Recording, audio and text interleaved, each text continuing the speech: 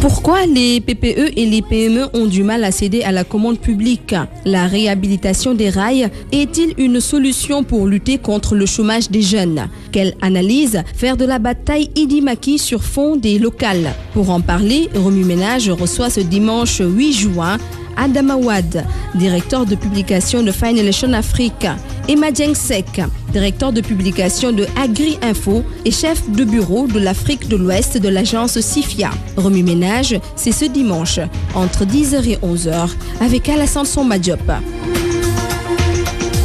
Bienvenue à Remue Ménage, nous sommes dimanche 8 juin 2014 dans ce studio 1 de la RFM Studio Eva Mbaye. Nous sommes avec Adama Wade, directeur de publication de Financial Afrique, mensuel spécialisé dans la finance africaine, et Madjeng Sek, directeur de publication du mensuel Agri Info, spécialisé dans les questions agricoles, et chef de bureau de l'Afrique de l'agence SIFIA. Merci, monsieur, d'avoir accepté notre invitation. Depuis quelques mois, on parle de la commande publique. Aujourd'hui, on entend un peu partout les récriminations, les revendications des TPE, des très petites entreprises, des PME, des petites et moyennes entreprises et des PMI qui demandent aujourd'hui à avoir accès à la commande publique. Ce sont les menuisiers, ce sont les mécaniciens, entre autres, on le voit dans la presse pour dénoncer la promesse qui avait été faite à ces PME et PMI d'avoir accès à la commande publique. Adama Wade, aujourd'hui, pourquoi les PME et les TPE ont du mal à accéder à cette commande publique de l'État du Sénégal? Parce qu'elles dénoncent les importations de produits chinois qui inondent les bureaux au Sénégal. Oui, merci Alassane. Tout d'abord, il faut rappeler que ce n'est pas une spécificité sénégalaise. Dans tous les pays développés, il y a ce problème qui se pose entre, d'une part, l'accès des PME, PMI à la commande publique, et d'autre part aussi la nécessité aussi de garantir un service compétitif et de qualité. Pour ce qui est du Sénégal, à prime abord, ce que je déplore, c'est le fait que l'État, à mon avis, ne fait pas assez pour donner aux PME, PMI, pour donner au secteur privé, pour donner aux opérateurs de grandir. Si vous allez aujourd'hui aux États-Unis, il y a une loi qui est très forte d'ailleurs et qui constitue aujourd'hui un obstacle dans le traité de libre-échange qui est en train d'être négocié entre l'Union européenne et les États-Unis. Alors cette loi dit que en deçà de $100,000, toute commande publique est réservée exclusivement aux entreprises américaines. En Europe aussi, il y a depuis la crise un verrou qui est apporté sur le marché européen et qui fait qu'il est très difficile pour des entreprises qui ne sont pas européennes de compétir sur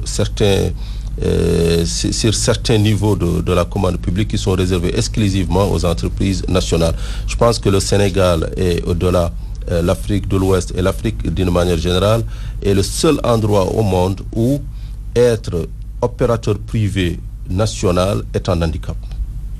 Madjeng, comment aujourd'hui comprenez-vous cette situation aujourd'hui de nos entreprises, de nos PME, des PMI, des TPE qui ont du mal à avoir accès à la commande publique? Comme l'a expliqué Adama Wade, dans certains pays, il y a quand même un verrou qui a été mis en place pour permettre aux PME locales d'y accéder, alors qu'au Sénégal, ça semble être très ouvert. Il n'y a pas une protection du marché intérieur. Merci, Alassane. Moi, je crois qu'on peut dire qu'il n'y a pas de verrou. Moi, je mettrais plutôt la critique du côté des PME. Pourquoi? Parce que je me rends compte qu'il y a des PME qui ne remplissent pas certaines conditions pour être à la mesure de cette tâche-là. D'abord, sur le plan organisationnel, c'est des PME que moi je dirais qui sont dans l'informel, qui n'ont pas de bureau, qui n'ont pas une administration qui leur permettent de travailler, surtout sur le plan de la comptabilité, pour recevoir des commandes, pour les exécuter. Ce sont des PME qui sont souvent dans la rue aussi. Moi, je m'étonne quand je vois des PME qui sont dans la rue, donc qui sont dans la rue publique, comme on dit, et qui voudraient avoir une commande publique. Moi, je trouve que cela est très contradictoire. Il faudrait que ces PME-là aient conscience que dans un pays, dans une administration organisée, vous qui êtes PME, vous devez d'abord vous dire, moi je vais m'organiser moi aussi. C'est-à-dire avoir une bonne administration, embaucher des gens qui sont compétents, qui savent ce qu'ils font, des gens qui peuvent répondre à certaines demandes dans la rigueur, etc., etc. Voilà, c'est la raison pour laquelle moi je dis que, bon, je porterai premièrement la critique sur ces PME-là. Maintenant, il appartient à l'État aussi de jouer le jeu. C'est-à-dire, en jouant le jeu, l'État doit être quand même un peu plus citoyen. C'est-à-dire que, bon, s'il y a une commande, la primauté doit aller vers les nationaux. C'est comme ça que je vois le problème. Adama, est-ce qu'aujourd'hui, comme l'a dit Madieng Seck, il y a un problème d'inorganisation des PME? Il y a la DPME qui est là, qui est chargée justement d'organiser ces PME. Mais le directeur de la DPME disait qu'il y a un centre qui a été ouvert, qui permet aujourd'hui aux PME d'aller s'inscrire. Mais la plupart d'entre eux, pour ne pas payer les impôts, refusent d'aller s'inscrire. Oui, malheureusement, du côté des PME, l'État est toujours vu comme étant un percepteur fiscal. Ce n'est pas un État qui est vu comme étant un incubateur, un accompagnateur de PME, PMI. Aujourd'hui, il faut juste se revenir sur les chiffres. Quand on voit que 90% des entreprises qui sont au Sénégal sont des PME, PMI, on se dit qu'il est du devoir de cette agence et de l'État d'aller plus loin que le constat que les PME aujourd'hui ne sont pas réglementés ou bien ne remplissent pas certains critères. J'ai vu un exemple, c'est le Maroc, qui lors de la réalisation de son programme autoroutier entre 2000 et 2010 a essayé de s'adapter aux PME, PMI marocaines qui ne sont pas loin des Sénégalaises. Donc ils ont tronçonné, par exemple, ils ont tronçonné tous les appels d'offres. Ils les ont ramenés à des niveaux auxquels les PME puissent compétir. Parce que quand vous dites aujourd'hui qu'il y a des commandes, par exemple, qui nécessitent des investissements très lourds, certes, ni les PME, ni les entreprises sénégalaises ne peuvent pas participer. Mais si on tronçonne, et on se dit, voilà, l'objectif, c'est d'essayer à travers ces marchés, à travers cette commande publique, de faire grandir les entreprises sénégalaises. On peut y arriver. On peut y arriver. Donc, quand ce qu'a dit mon collègue M. Seck par rapport au PME, PMI qui occupent l'ARI, effectivement, il y a un problème de l'informel au Sénégal. Mais il me semble que les entreprises de l'informel ne participent pas souvent ou ne participent jamais aux appels d'offres. On parle là d'entreprises organisées, de PME, PMI sénégalaises qui n'ont pas les moyens de grandir, comme leurs consoeurs de la France, des Pays-Bas, où là-bas, si vous allez, non seulement les PME, PMI sont encadrés, mais les PME, PMI ont un vivier de marché où ils peuvent participer, grandir, acquérir de la connaissance, de la technologie, être accompagnés par l'État et par les banques. Ici, en Afrique, on parle de développement, mais le développement passe par les PME, PMI, parce que c'est les PME, PMI qui emploient, c'est les PME, PMI qui sont une alternative à l'État, puisque l'État ne peut pas absorber toute la masse de chômeurs. Donc, il est temps aujourd'hui qu'on mette la priorité sur les PME, PMI. Il faut que l'État les accompagne et il y a possibilité pour toute commande publique de s'adapter à son marché. Il y a un autre problème qui est posé à Madieng Dien par rapport à ces PME, PMI au Sénégal, par rapport à la commande publique. Il y a le respect des délais. Souvent, il y a eu des manifestations de Sénégalais travailleurs qui ont des PME, PMI, qui fustigeaient quelque part les Chinois qui travaillent au Sénégal en disant ils nous mettent la pression, ils nous empêchent de travailler, ils nous renvoient. Alors que les Chinois expliquent que quand ils donnent un délai à un entrepreneur sénégalais PME, il est extrêmement difficile que ce délai soit respecté. Bon, moi je crois qu'il est facile pour les dirigeants de PME, PMI de jeter l'opprobre à l'État sénégalais. Moi je ne défends pas l'État sénégalais, mais je parle de certains constats. C'est-à-dire que quand on est dans une entreprise, il y a des choses, des règles qu'on doit respecter. Je prends l'exemple de la discipline dans les entreprises sénégalaises. Par exemple, la discipline dans les entreprises sénégalaises, on constate souvent que les gens ne viennent pas à l'heure. Ou bien que s'ils viennent à l'heure, s'il y a une pause de 5 minutes, les gens ne le respectent pas. S'il y a une pause de 20 minutes, les gens ne la respectent pas. Alors qu'il y a quand même toute une multitude d'organisations pour régler l'entreprise. Il y a toute une multitude de règlements pour organiser l'entreprise. Ces règlements-là, si on ne les respecte pas, on ne peut pas aller de l'avant. Je prends le cas, par exemple, de réponses pour les appels d'offres. Il y a des deadlines qui sont très souvent fixés. Est-ce que ces PME, tout à l'heure je ne parlais pas de certains PME, PMI qui sont assez bien organisés, mais le plus souvent, ce qui jette l'opprobre à l'État sont les PME, PMI qui sont informels, le plus souvent. Parce que une PME, PMI qui a une administration bien rodée peut répondre facilement à un appel d'offres, peut répondre facilement à certaines commandes publiques de l'État. Mais le plus souvent, ceux qui jettent l'opprobre à l'État, ce sont ces gens-là qui ne sont pas organisés, qui sont, disons-le honnêtement, qui sont dans l'informel. Et qui, par exemple, je ne sais pas par quel tour de passe-passe, arrivent des fois à gagner des marchés. Moi, je me pose souvent la question, quand je lis dans les journaux, les résultats d'appels d'offres de marché, je vois des gens qui adressent des adresses qui sont dans quelques zones qui prêtent à question, qui me font douter. Et ça aussi, il faut être attentif à certaines choses. Moi, quand on me dit que une administration ou bien une PME a gagné un marché de tant de centaines de millions et qu'il est situé dans un endroit qui est un peu loufoque, je me pose la question. Alors c'est la raison pour laquelle il ne faudrait pas quand même que les PME, PMI jettent toujours l'opprobre à l'État. Bien sûr, je dis tantôt, l'État devrait faire l'effort de les accompagner et même plus de faire des efforts de former ces employés-là qui sont dans les PME, PMI, ou bien de leur proposer un accompagnement fiable. C'est ça que je veux dire.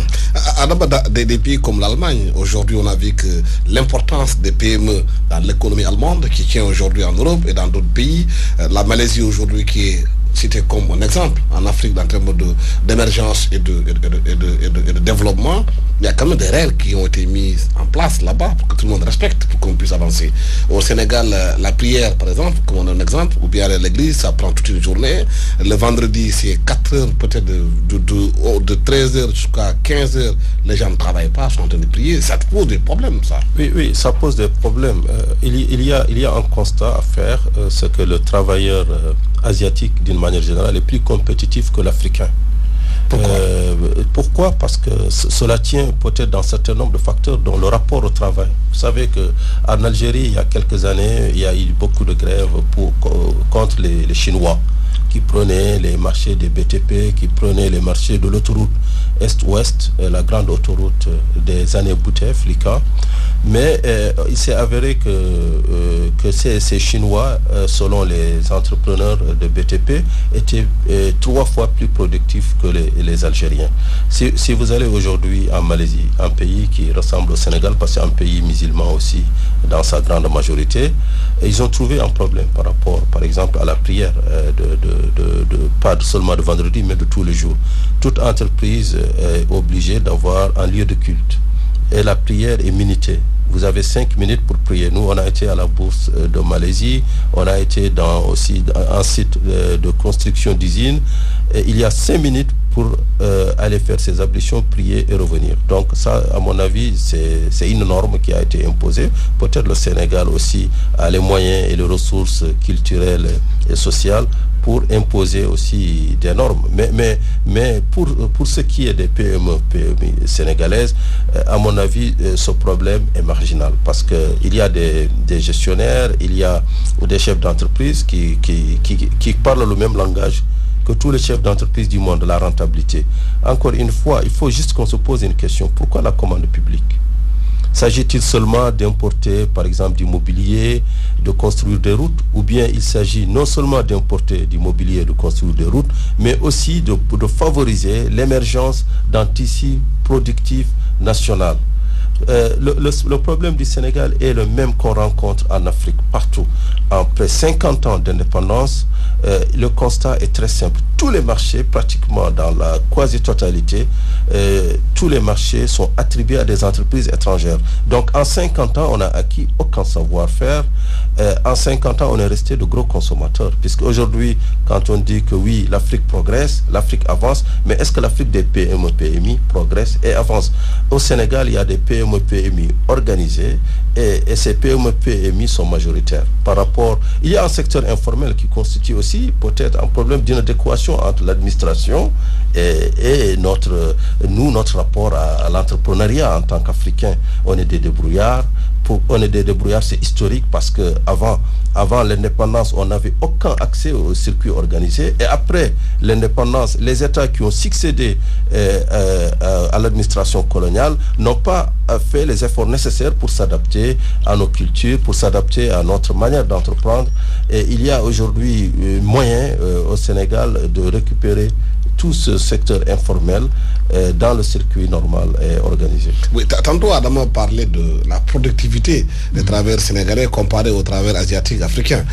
Aujourd'hui, on constate qu'aux ICS, il y a des travailleurs qui dénoncent le fait que de plus en plus la main-d'œuvre est confiée aux Indiens. Les gens parlent même d'arrivée de Pakistanais dans le tissu économique au Sénégal à qui on confie certains travaux parce que certainement les entreprises étrangères qui les emploient trouvent qu'ils sont beaucoup plus productifs que les Sénégalais. À titre d'exemple, il y a 2 ans, ici à la RFM, des travailleurs sénégalais étaient venus dénoncer les Chinois qui les faisaient travailler sur l'autoroute de la Padoie. Mais quand les Chinois sont venus ici nous voir, nous ont expliqué que parce que s'ils confient à des travailleurs sénégalais un travail, ça prend 3 heures, 4 heures pour le faire, alors que les Chinois, eux, en 30, 40 minutes, ils peuvent terminer le travail. Est-ce que c'est par là aussi le gros problème que nous avons, nous, le rapport que nous avons avec le travail exécuté et bien fait? Oui, moi je crois que là c'est un problème, j'allais dire, culturel, mais je voudrais dire il faudrait qu'on dépasse cet aspect culturel et dire que bon, c'est à nous maintenant, Sénégalais, de changer de comportement pour être plus rigoureux, pour être plus discipliné, pour être plus propre, entre guillemets, du travail qu'on fait. Bon, on a parlé tantôt de commandes publiques, mais moi je voudrais revenir un peu sur les PME, PMI qui sont dans la transformation de l'agroalimentaire, qui ont pratiquement les mêmes problèmes que dans les autres secteurs. C'est-à-dire que ils disent souvent que les commandes de l'État ne nous arrivent pas. Ou bien qu'il y a un autre problème, c'est le problème de ce qu'on appelle le consommé local. C'est-à-dire des entreprises agroalimentaires qui sont par exemple dans le secteur du lait,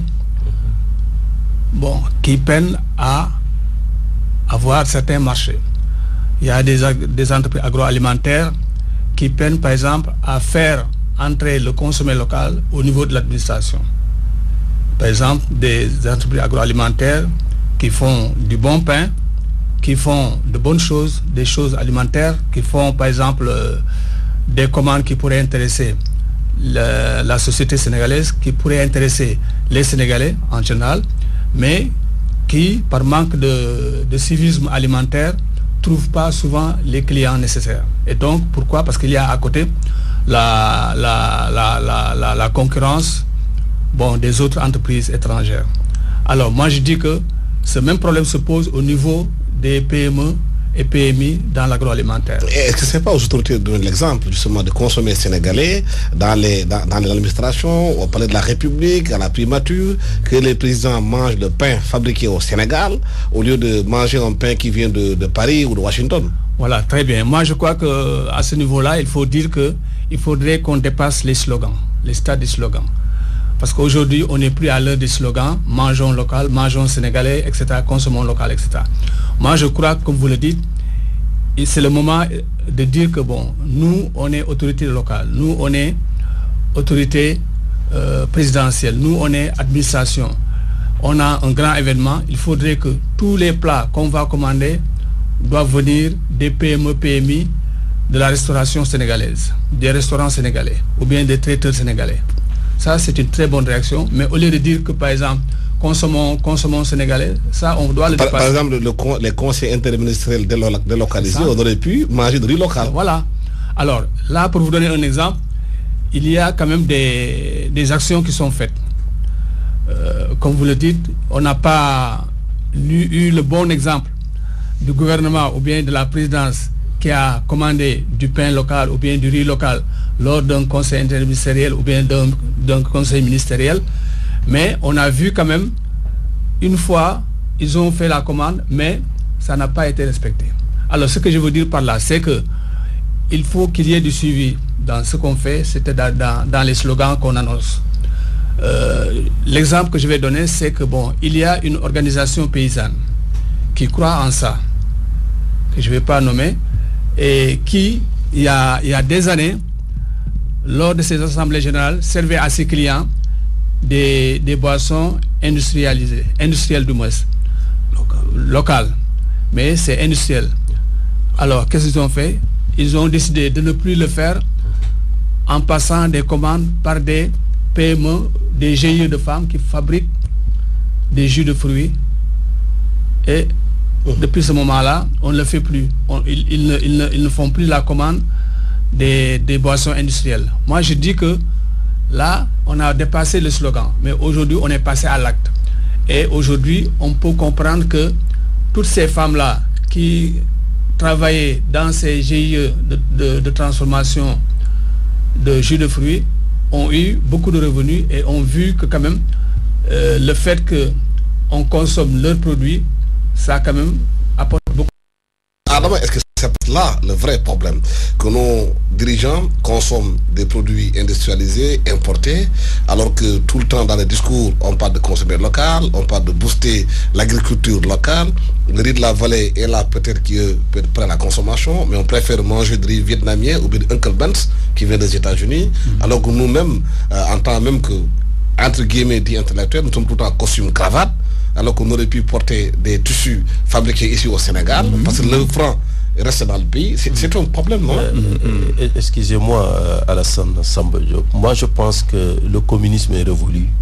Aujourd'hui, on ne peut plus forcer un consommateur à choisir un produit par patriotisme. Nous sommes des agents économiques mis par nos intérêts égoïstes. Et c'est la somme de ces intérêts égoïstes qui imprime la direction prise par un pays ou une nation. Mais l'État a un rôle fondamental. C'est à l'État de faire en quelque sorte que le consommer local se traduise en acte. Et je ne crois pas à l'injonction, je ne crois pas au décret consommer national, ni au symbole. Moi, je crois plus à l'action, non, je crois à la compétitivité. Je pense que si l'État veut vraiment booster la consommation locale, par exemple, on parlait du riz local, il faut juste veiller à ce que ce riz soit compétitif. C'est-à-dire il faut juste veiller à ce que tous les coûts, que la structure des coûts ne condamne pas le riz local. Deuxièmement, sur ce plan, c'est vrai qu'on a dépassé le slogan. Aujourd'hui, il y a 3 variétés de riz parfumés qui ont été introduites et qui marchent très fort. Au moment où je vous parle, il y a même une campagne nationale menée avec l'ICAID pour le consommer local qui a commencé à Pékin. On a été là-bas en tant que journaliste et qui se poursuit à Guédiawaye. Et durant cette campagne, qu'est-ce qu'on a vu? Mais les Sénégalais, excusez-moi quand je dis les Sénégalais, parce que étant originaire du Nord, on a toujours tendance à, quand on parle des Dakarois, à dire les Sénégalais parce que c'est un peu les Toubabs. À Pékin, qu'est-ce qui s'est passé? Au début, les gens ont dit ah non, c'est le riz local, on n'aime pas le riz local. Donc il a fallu qu'une personne commence à préparer et puis qu'elle le dise à sa voisine pour que tout le monde dise mais c'est du bon riz. Mais c'est du bon riz parce que c'est du riz qui a été produit dans les mêmes conditions que le riz qui vient d'Asie. Je crois plus à ces actions, c'est-à-dire à un riz compétitif, de qualité. Mais je ne crois pas au décret ministériel qui demanderait par exemple à des fonctionnaires de consommer local. Personne ne va être commandé. Et est-ce qu'au-delà de ça, il n'y a pas aussi les importateurs de riz qui viennent du Vietnam, qui sont un lobby qui est là, qui combat le riz local, qui est fait, parce que certainement il y a des commissions qui sont distribuées à certains hauts en haut. Il y a un problème aussi.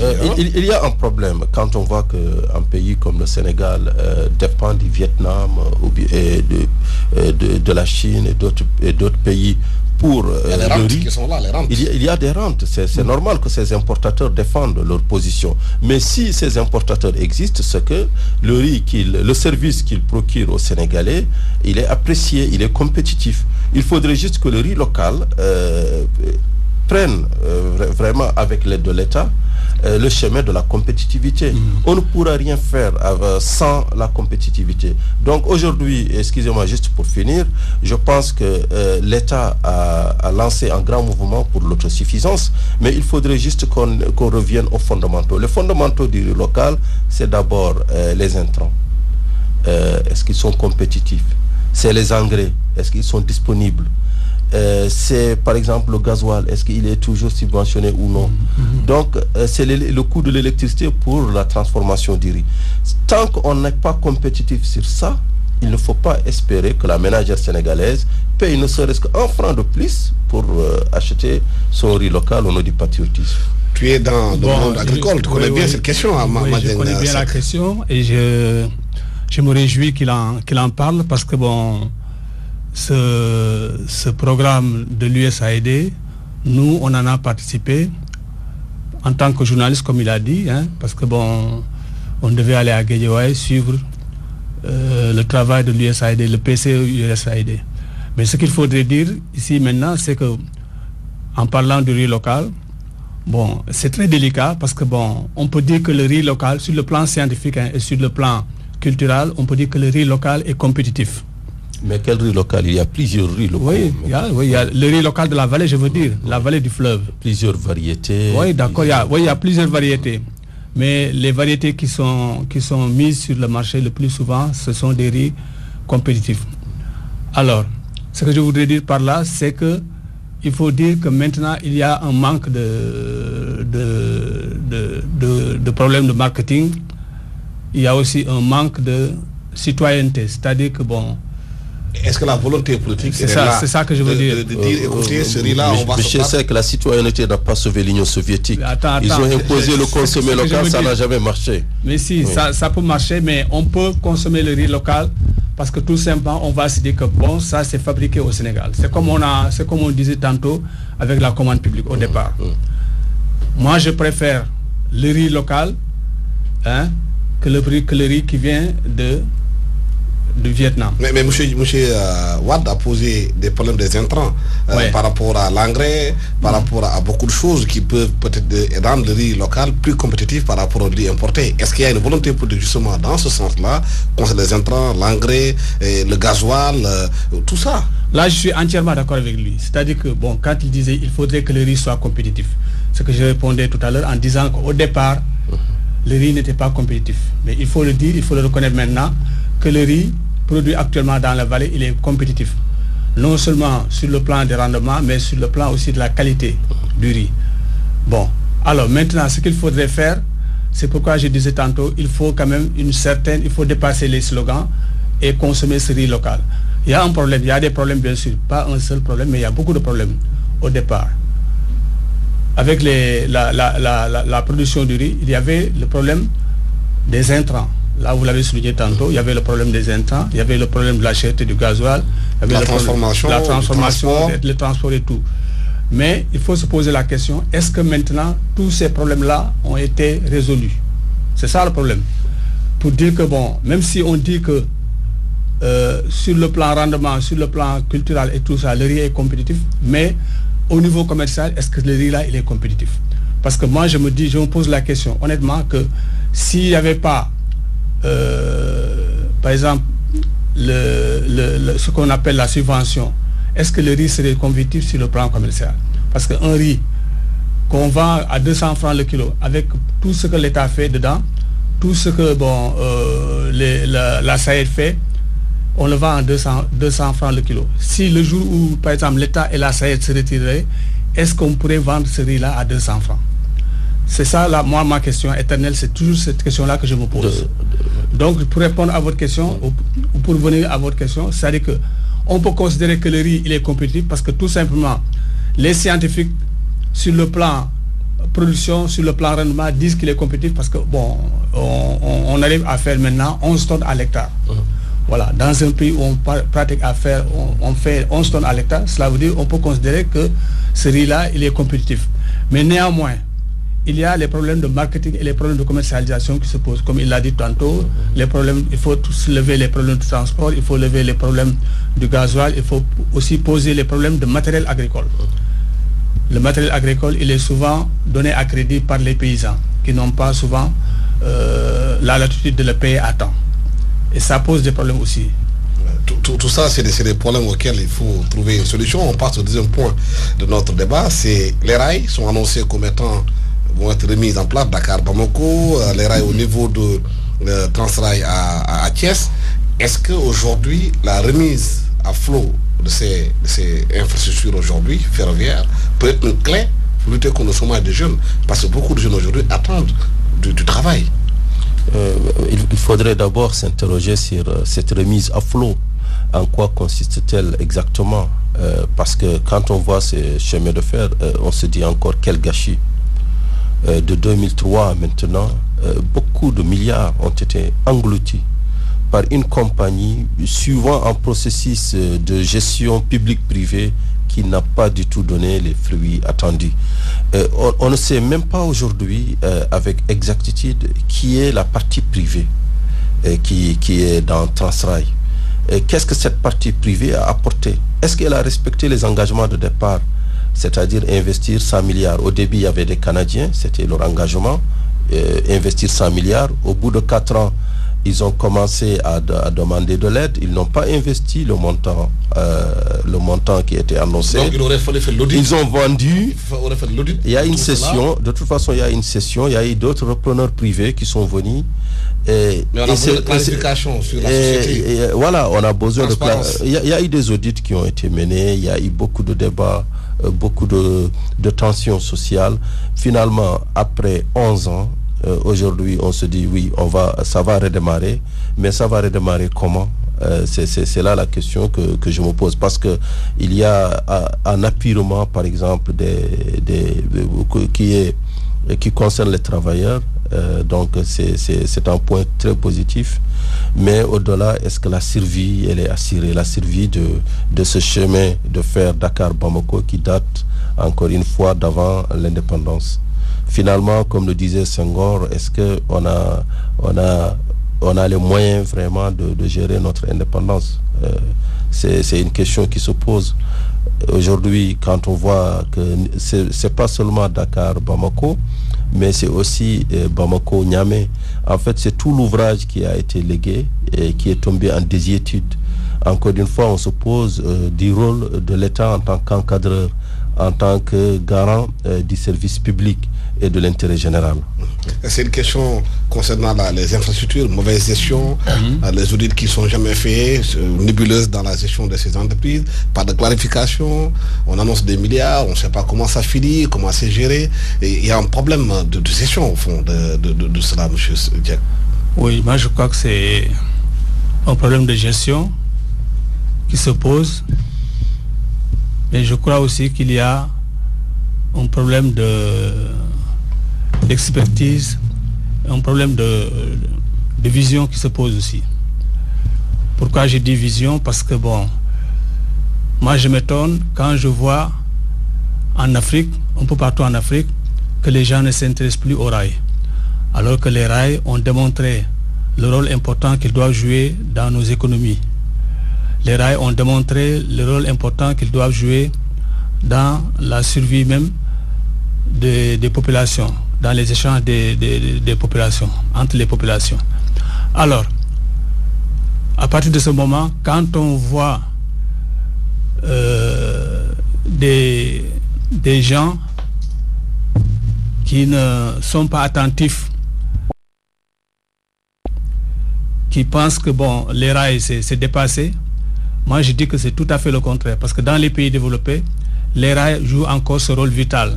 Parce que tout récemment, on a dit que la Chine a un projet d'un rail qui va quitter l'Eurasie. C'est-à-dire un rail qui va quitter la Chine, traverser toute l'Europe pour aller en Europe.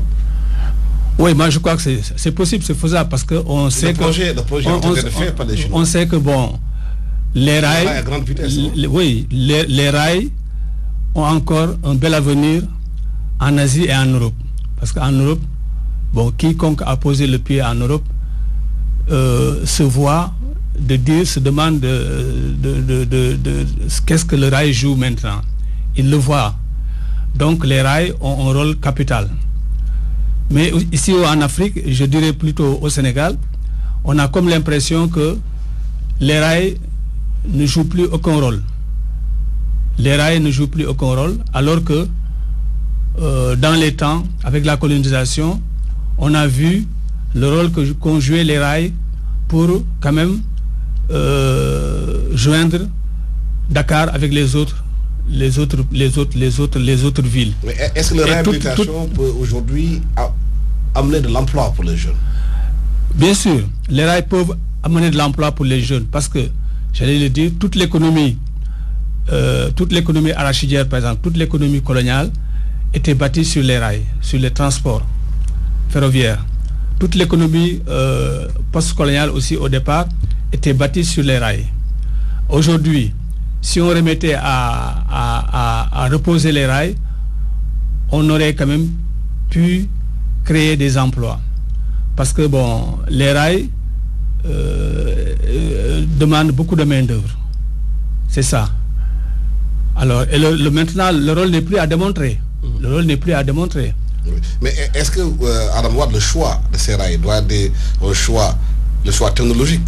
Aujourd'hui, quel est le choix qu'on doit faire pour avoir ces rails? Est-ce qu'il faut réhabiliter les anciens rails, peut-être vieux, non adaptés aujourd'hui à la situation du monde, peut-être la technologie qui a avancé? Mais est-ce qu'il faut avoir des rails à grand écartement, comme le disait le président Abdoulaye Wade, aujourd'hui, pour que ce soit beaucoup plus rapide entre les capitales? Pourquoi pas le rail seulement Dakar-Bamako, alors qu'au Sénégal, à l'intérieur du Sénégal, aujourd'hui, il n'y a pas de chemin de fer qui permet aux gens peut-être de choisir cette façon d'aller dans leur localité. Je pense que l'option réhabilitation s'impose d'elle-même parce qu'elle est la plus économique, elle est aussi la plus facile à faire. Pourquoi un rail à l'intérieur du Sénégal? Ce programme, il intègre aussi le développement d'un transport ferroviaire au Sénégal parce que ça part quand même, ça concerne des villes comme Thiès, comme Tambacounda, et puis ça concerne aussi la réhabilitation d'une manière générale à plus long terme des axes, les anciens axes ferroviaires à l'intérieur du Sénégal. Ceci dit, concernant le choix à faire entre l'écartement métrique ou bien le conventionnel, ça c'est un débat de spécialistes, je ne vais pas m'y engouffrer. Par contre, je tiens juste à signaler une chose, il ne faudrait pas qu'on refasse les mêmes erreurs. Aujourd'hui, il y a un audit qui a été mené par un cabinet international à l'enseigne très luisante. Et il ne faudrait pas, encore une fois, qu'on pense que la gestion publique-privée est la panacée. Par le passé, on a vu que nos pays, c'est-à-dire le Sénégal et le Mali, ont perdu des milliards. Le Mali est valu à 30 milliards ce qu'ils ont dépensé entre 2003 et 2014. Et pourtant, ça a été concédé à des privés, en canadien et en français. Mais qu'est-ce qu'ils ont fait? Est-ce qu'il y a eu un audit sérieux sur leur passif et leur actif? Ensuite, ça a été concédé à un autre privé. Mais qu'est-ce que ce privé a fait? Est-ce qu'aujourd'hui, ce privé, c'est-à-dire sa non-implication ou son implication n'a pas entraîné ou n'a pas accéléré la faillite de Transrail? Il y a des problèmes fondamentaux à résoudre. Mais quand je vois déjà un audit qui dit qu'il faut concéder, je suis vraiment très très pessimiste à l'idée de développer. Faire très attention sur les options. Non, il faudrait que les États prennent un petit peu, reprennent la main. Il ne faudrait pas que les États encore acceptent de suivre à l'aveuglette ce qui est prescrit. Et les États ont les moyens technologiques, ont les moyens aujourd'hui avec tous ces acquis. Il y a quand même 50 ans de développement de cet axe. Les États sénégalais et maliens ont les moyens de reprendre la main, de mettre en place un programme beaucoup plus logique et qui s'adapte à leurs besoins, sachant qu'il y a des mines qui vont entrer en exploitation au Mali et que ces mines jumelées au transport normal, ça va augmenter la rentabilité de ce système. Oui, les mines c'est bien, mais est-ce que ça peut créer de l'emploi pour la jeunesse sénégalaise et malienne? L'emploi pour la jeunesse, c'est tout projet rentable est susceptible d'employer plus de personnes. Mais un projet qui n'est pas rentable ne pourra jamais employer. Les jeunes ou les vieux, c'est-à-dire l'emploi ne peut naître que de la rentabilité, que de la bonne gestion. Et encore une fois, ce n'est pas en concédant et en oubliant qu'on va arriver à la création d'emplois. Parce qu'entre 2003 et 2014, on avait cru que le problème avait été résolu. On avait concédé et aujourd'hui on se rend compte que ce n'est pas résolu. Celui qui avait pris ses chemins pour 25 ans est parti bien avant l'heure. Il l'a revendu et celui qui a racheté n'a pas investi. Loin de là. Donc aujourd'hui on se retrouve avec le bébé plus malade qu'il ne l'était en 2003. Donc il faudrait que les parents, c'est-à-dire l'État malien et l'État sénégalais, prennent leurs responsabilités en pilotant ce projet qui économiquement est très rentable. Nous sommes dans les rails, restons-y. Toujours en parlant des rails, moi j'aimerais bien qu'on en vienne un peu sur le petit train bleu qui quand même a la force de prendre le matin et le soir des milliers et des milliers de clients, de travailleurs sénégalais. Alors moi je me pose la question, pourquoi ne pas d'abord réhabiliter ce petit train bleu? Parce que si l'on en croit les travailleurs, c'est quand même un projet qui a bien marché, qui a donné de bons résultats. Alors aujourd'hui il se pose la question, pourquoi l'État ne mettrait pas la main sur ce projet-là qui marche bien, quand même pour commencer par ce segment-là, au lieu de penser quand même au Dakar Bamako. Peut-être les deux pour voler de pair. Je peux. Écoutez, le Sénégal veut être émergent. Le Sénégal veut être compétitif. Le Sénégal a un port qui veut jouer le rôle de hub. Et aucun port ne peut être un hub s'il n'est pas jumelé en transport multimodal, s'il n'est pas jumelé au ferroviaire et au routier. Et comme les grosses importations du Mali, une bonne partie passe par Dakar, c'est un plus pour le Sénégal, pour le port de Dakar, qu'il y ait ce chemin de fer. Le petit train bleu, il est très important pour la ville de Dakar. Mais le chemin de fer Dakar-Bamako et au-delà Dakar-Bamako-Niamey, c'est très important, d'où d'ailleurs le fait qu'il est retenu par le NEPAD dans son programme PIDA. On est dans les rails, restons-y, c'est pour parler de la politique. On a vu qu'à la Cité des Rails, il y a une bataille feutrée qui se mène entre Idriss Seck et Macky Sall. C'est pour les prochaines locales là, et ensuite la prochaine présidentielle. Quelle analyse faites-vous de cette bataille Idi-Macky pour la présidentielle de 2017 avec en toile de fond les locales? Déjà, moi je crois que est-ce qu'il faut prendre les rails pour parler un peu de cette bataille feutrée? Parce que ça se passe dans la Cité du Rail. Dans la Cité du Rail, comme ça se passe dans la Cité du Rail, moi je reviens un peu sur l'idée de Transrail, parce que moi j'aime bien les projets qui marchent. Et je me méfie souvent des éléphants blancs. Par exemple, aujourd'hui je considère que la remise du projet Dakar-Bamako est une sorte d'éléphant blanc.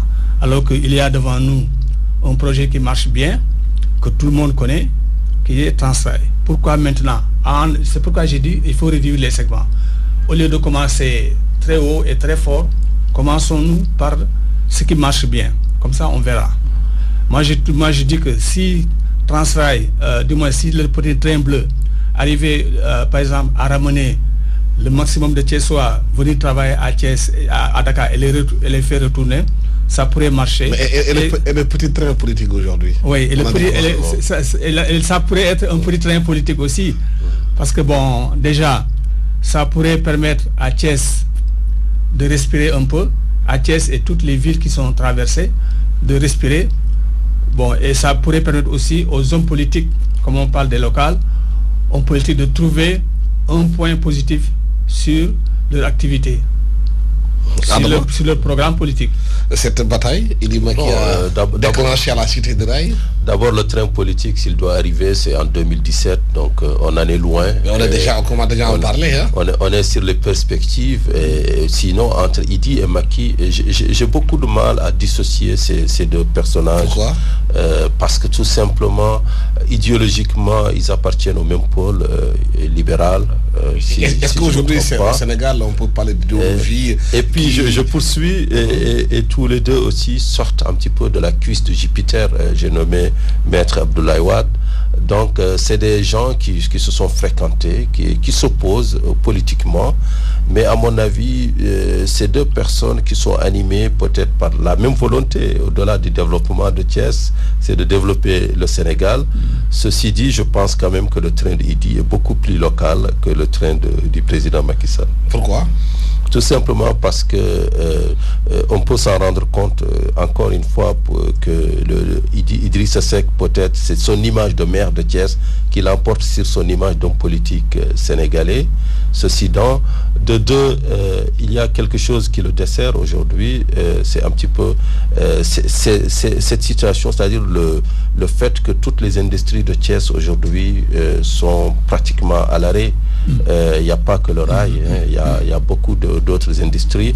Donc c'est une ville un petit peu qui a perdu de sa splendeur. C'est une ville pourtant qui était charnière durant un passé très récent. Donc c'est une ville qui voudrait revivre. Et dans cette étape-là, souvent, le procès est porté contre ceux qui la dirigent. Donc même si M. Seck a réalisé de grandes choses à Thiès, la population risque de lui en tenir rigueur sur tous pas les blocages, mais sur la désuétude des industries de la ville de Thiès. Mais est-ce que justement avec ces locales qui arrivent, avec l'acte 3 de la décentralisation qui est prévue pour donner beaucoup plus d'autonomie aux villes, beaucoup plus de moyens, on parle de fiscalité locale, on parle même de la possibilité que les villes puissent aller négocier des prêts pour faire développer le pays, c'est pas un atout pour les maires? Oui, c'est un atout, mais je voudrais un peu revenir sur ce qu'il disait, sur les projets dont il parlait tout à l'heure. Sur la désuétude de la ville de Thiès, moi j'ai pensé, j'ai suivi un peu le conseil ministériel décentralisé du chef de l'État et les projets dont il a parlé. Il a parlé de relancer la nouvelle société textile de Thiès. Et là, c'est pour revenir aussi sur les projets, les vieux projets qu'ils vont essayer de déterrer et qui, à mon avis, ne pourraient pas marcher. Pourquoi? Parce que, moi, je suis très pessimiste. Pourquoi? Sur ce genre de projet. Par exemple, pour les nouvelles sociétés textiles de Thiès, moi, je me pose toujours la question, avec quelles matières premières ils vont le faire? Ça va être des matières premières importées. Alors que comme disait... Parce que le coton n'est plus cultivé au Sénégal, ou bien... Si, il est cultivé, mais le coton du Sénégal, c'est 28 000, 30 000 tonnes maximum. Cette année, pour la production, on avait prévu 30 000 tonnes, on a eu 28 000 tonnes. Est-ce que ce n'est pas une occasion pour justement les paysans de travailler? Mais bien sûr, c'est pour l'occasion pour les paysans. Mais c'est pour revenir sur le projet de l'usine de textile de Thiès. Je me pose la question en me disant, est-ce que dans un pays où on produit à peine 30 000 tonnes, on peut faire marcher une industrie de ce genre? Parce que le Mali, le Burkina, c'est la production, c'est des centaines de milliers de tonnes.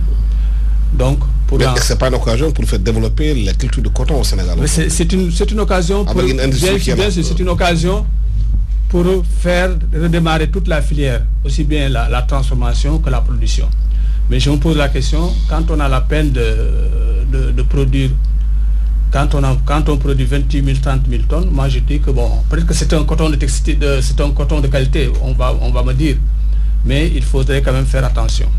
D'autant que le projet a été plusieurs fois remis sur les flots et ça n'a jamais réussi. Adama, justement, est-ce qu'aujourd'hui c'est pas le moment de faire le diagnostic de toute la filière de coton au Sénégal pour la relancer, parce que dépasser les constats, voir pourquoi les choses ne marchent pas et qu'est-ce qui fait que ça ne marche pas, qu'il faut les changer pour qu'elles marchent?